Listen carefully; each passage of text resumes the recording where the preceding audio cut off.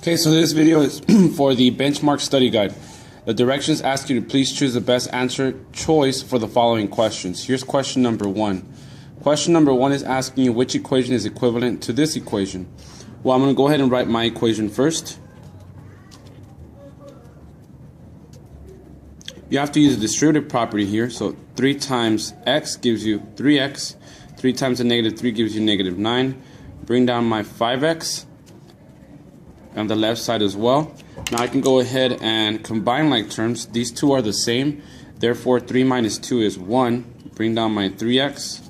These two are the same term, so I can combine them, giving me a total of 8x. Now I can go ahead and move my 3x to the right side by subtracting 3x on both sides. So therefore I get 5x is equal to 1 because these cancel and I bring down my negative 9. Now I can go ahead and add 9 to the right side and the left side. Here I get 10, bring down my 5x. I need it not to solve for x, but just create an equivalent equation. Therefore, my answer is B. Now, I can go ahead and do the same thing for number 2. Number 2, the answer is C. I will not go ahead and solve it because your job is to do that for homework on the right side of the paper. Number 3 is asking you, what is the solution to the following system? Here's the system. 2x minus 3y is equal to 6, and 4x minus 5y is equal to 8. Now, if I go ahead and multiply this line by a negative 2, I get the following problem. I get, let's actually go ahead and fold this paper in half.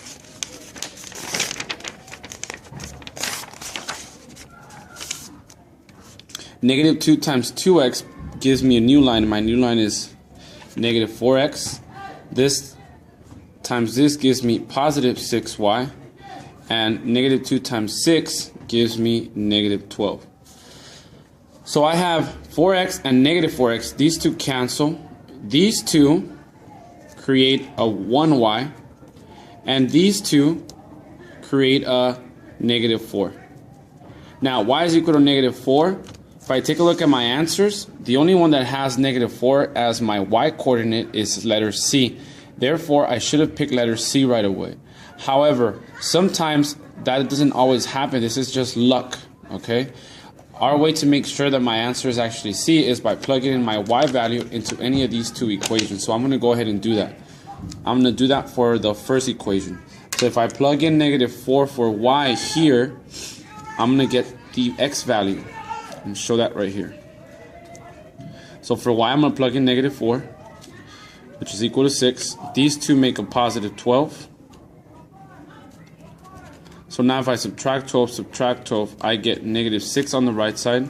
These cancel, bring down my 2x. Divide by 2, x is equal to negative 3. So my solution to the system is negative 3, comma, negative 4. So the answer is C. I will not go ahead and do number 4. That's your job to do on the right side. I'll tell you that number 4, the letter is D. Number 5. Here's how we do number 5. Number 5 is something that I personally didn't really give you a lesson on in my class, but it's something that you saw in Estrada's class. So number 5 looks like this. X, y to the 4th, all raised to the 2nd power. Now, number 5, I'm going to teach it to you the easy way, okay? This technically has an invisible 1 right there. Whenever you have an invisible 1, you can multiply this power times that 1, giving you x to the 2nd power. This 2 times this 4, giving you y to the 8th power. Now, whenever you have a negative exponent, you can change that into a positive by bringing it to the top and dropping the sign. This one doesn't have a negative exponent, so I can just leave it in the bottom. So these two are the same. Now I can go ahead and do something. They have the same base and I'm multiplying, so therefore I can add the exponent. So this is really x squared, y to the 8 plus 3, which is 11, all over x cubed. Now this is really x times x. The bottom is really x times x times x. I still have my y to the 11, but now I can go ahead and cancel these two, giving me y to the 11th over x. So my correct answer was A. I will not go ahead and do number 6 because 6 you can do on your own. I will, however, tell you that C is letter C. Let's go ahead and do number 7. So number 7,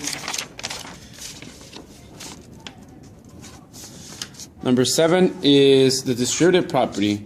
Here, if I distribute this and distribute this 8, I get 2x plus 6y plus 8y minus 8x. Now I can go ahead and combine like terms. If I combine this 8y with the 6y, I get 14y.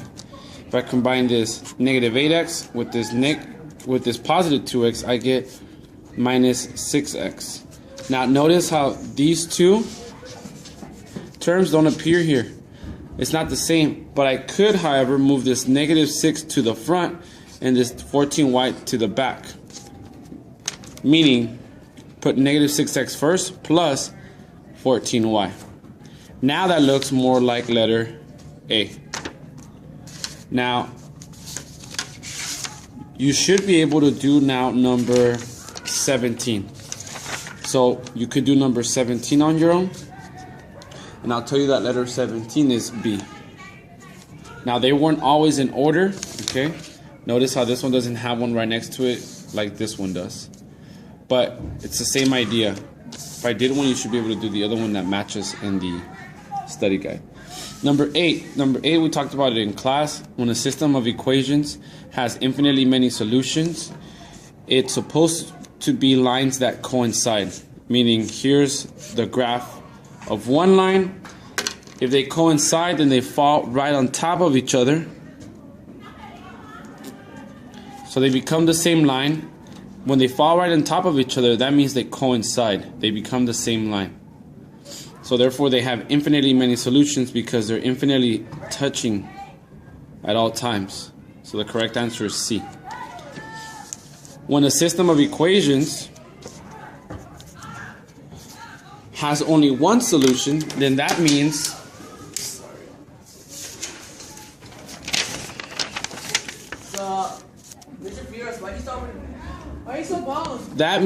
it goes ahead and actually intersects one time. So for example, here they intersect one time. So when the system of equations has only one solution, it intersects one time, therefore they are called B intersecting lines. Now number 10 is talking about when the system of equation has no solution, how does it appear on a graph? Well, if it has no solution, then therefore it has parallel lines. So if the lines are parallel, that means they never intersect, so therefore they have no solution. So the correct letter here is parallel lines, letter A. Number 11 now. 11 is the square root of 27 minus the square root of 108. Now, the square root of 27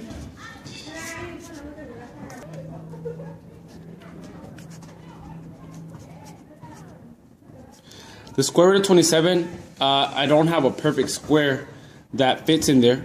So, I do have a perfect square that fits in there, and that perfect square is 9. So I'm going to rewrite the square root of 27 as 9 times 3 minus the biggest perfect square that fits into 108 is 36. So I'm going to rewrite the square root of 108 as 36 times 3. Now I know the square root of 9 is 3, so I'm going to take that out, leave my square root of 3. Minus the square root of 36 is 6. So now 3 times the square root of 3 minus 6 square root of 3, they both have a square root of 3 in common. Therefore, I'm going to go ahead and factor out that square root of 3. 3 minus 6 is negative 3 times the square root of 3 is written like this. So the correct answer is letter B. Number 12, square root of 3 minus square root of 75. So the square root of 3 minus the square root of 75, this is as small as it gets, so I can't really fit a perfect square in there. So I just bring it down. There's technically a 1 in the front. minus, this can be rewritten as the square root of 25 times 3. Now the square root of 25 is 5. I can bring down my square root of 3. Now they both have the square root of 3 in common, so I can take that out and this one out, leaving me with square root of 3 outside, and inside the parentheses I'm going to write 1 minus 5. 1 minus 5 is negative 4 times the square root of 3 is written like this. So the correct answer is C. Number 13. 13 is square root of 8 minus the square root of 18. Now the biggest perfect square that fits into 8 is 4. So I can rewrite this as square root of 4 times 2 minus the biggest perfect square that fits into 18 is the square root of, it's 9, sorry. So I'm going to rewrite it as the square root of 9 times 2. Now the square root of 4 is 2 and the square root of 9 is 3. So those come outside. The square root of 2 stays in the inside. And since they both have the square root of 2 in common, I can factor that out. And inside the parentheses, I'm going to have 2 minus 3. 2 minus 3 is negative 1 times the square root of 2 is written like this. The answer is B. Now I'm going to go ahead and do number 14. 14 is negative 4 over 5x minus 2 is equal to 2. I can go ahead and add 2 on both sides. These cancel. 2 plus 2 is 4. Now I can go ahead and divide this by negative 4 over 5. Divide this by negative 4 over 5. So these cancel. X is equal to, I'm going to keep, change, flip.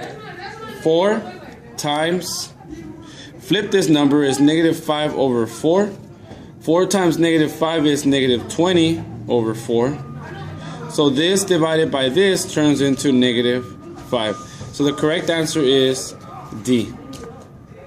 Some of you probably did it a different way. That's okay, as long as you get the same answer. So here's 15. 15 is the same type of problem as number 14. I can go ahead and add 3 on both sides. Now that's going to cause this to turn into a negative 10. These cancel. Bring down my 1/4 cube. I'm going to do this one a different way. I'm actually going to multiply both sides by a 4. If I multiply both sides by a 4, these now, technically there's a 1 here, cancel.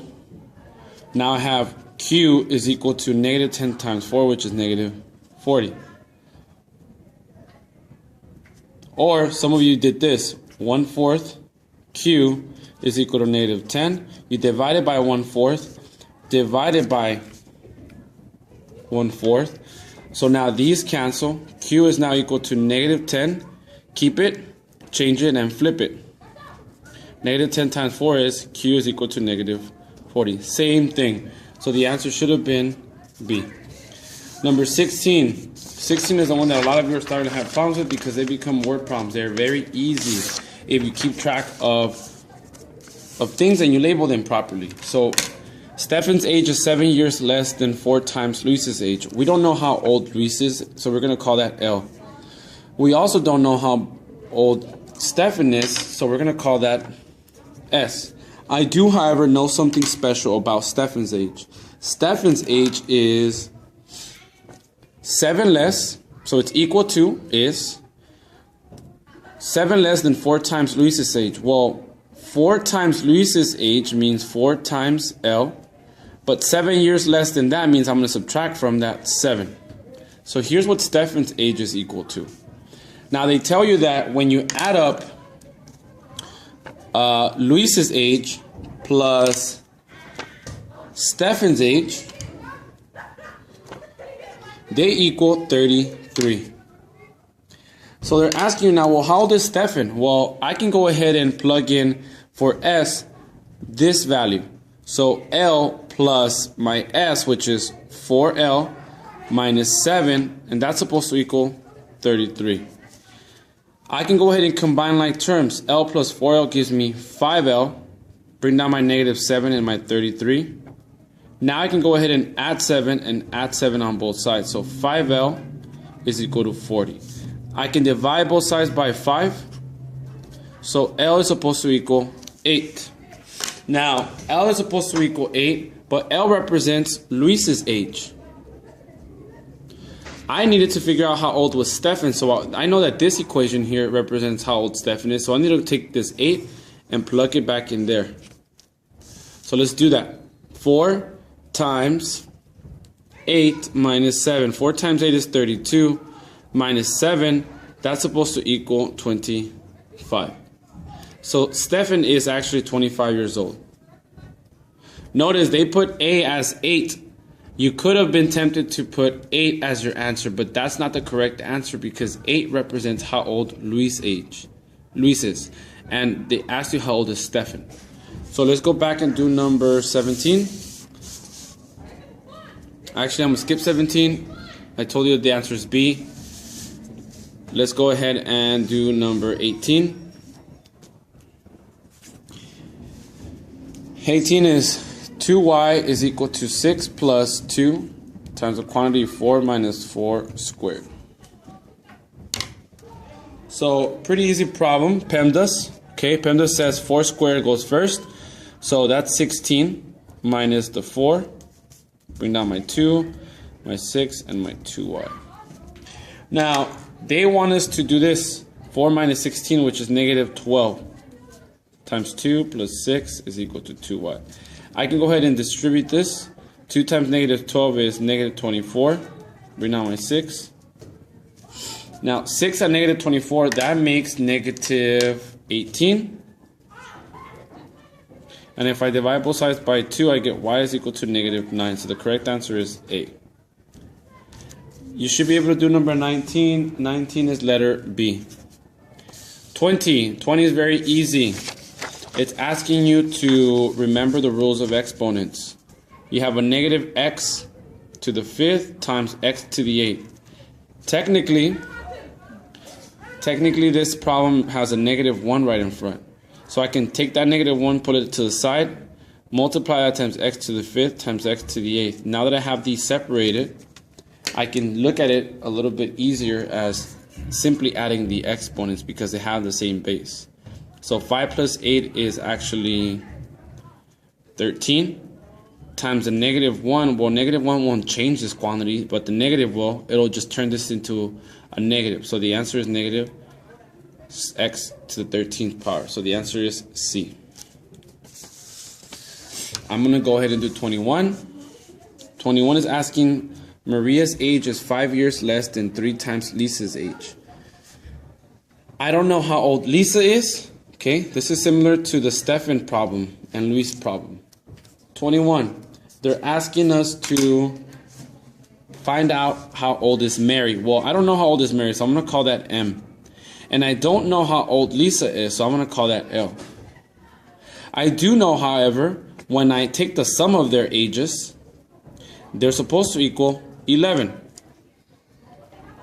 Now, they also told us something about Maria's age. They said Maria's age is equal to 3 times Lisa's age, so 3 times L, but 5 years younger than that, so minus 5. I can take this amount and plug it in for M, so like I'm about to do now. Bring down my L and my 11. So now I can go ahead and say combine like terms. I get 4L minus 5 is equal to 11. I can add 5 on both sides, so 4L is equal to 16. Divide by 4, so L is equal to 4. So L is equal to 4, but L, if you remember, represents Lisa's age. I want to know how old is Mary, so I have to go back to this part of the problem and plug it in. So therefore, 3 times 4 minus 5 is going to give me Mary's age. That's 12 minus 5, which is equal to 7. So really, Mary is 7 years old. Notice they actually put the 4 as one of the answers because they will know that the common mistake that students make is taking their first answer and choosing that as the answer. Now, I won't go ahead and do 22. 22 is letter B. It's very similar to this problem, and so it is to this one. Let's do 23. 23, it talks about cable. The Robertsons had cable TV installed. The installation was $75, and the monthly charge for cable TV is $25. So first you're gonna get charged $75, but that's only one-time fee. It doesn't change. However, every month you're gonna pay $25 per month. So far, they spend $125. Now, if I subtract 75 on both sides, I get 125 minus 75 is equal to 50. I can go ahead and divide both sides by 25. So now M is supposed to equal 2. So that means letter C is the correct answer. I won't go ahead and do number 24, but I will tell you that the answer is B. Now, number 25. 25 is asking us which point lies on the line defined by this line. All you have to do is plug in a point and see which one gives you a true statement. Now, I'm going to pick the wrong answer just to prove to you how it's going to give you a false statement. I'm going to think that C is the answer. So I'm going to say, I think C is the answer. Let's test that point. I'm going to plug it back into my equation. And my equation is this equation right here. So if I plug it back into this equation, I get negative 8 is supposed to equal 3 times 9 minus 1. This is 27 minus 1. 27 minus 1 is 26. Therefore, you get a false statement. This is not true. False. So when you get a false statement, that means that point does not lie on the line. I know that the answer is A, and I'm going to prove it to you by plugging it in. Here's the point that I claim is my solution. I'm going to go ahead and plug it in. So my equation is again the same one. I'm going to plug it in for y, the 5. And for the x, I'm going to plug in the 2. 3 times 2 is 6. 6 minus 1 is 5. So 5 is equal to 5. That's a true statement. Therefore, my answer is A. You should be able to answer 26. And 26 is letter B. That does it for this video. This is part 1. Tomorrow, I will be uploading part 2. And it includes questions 27 through 51.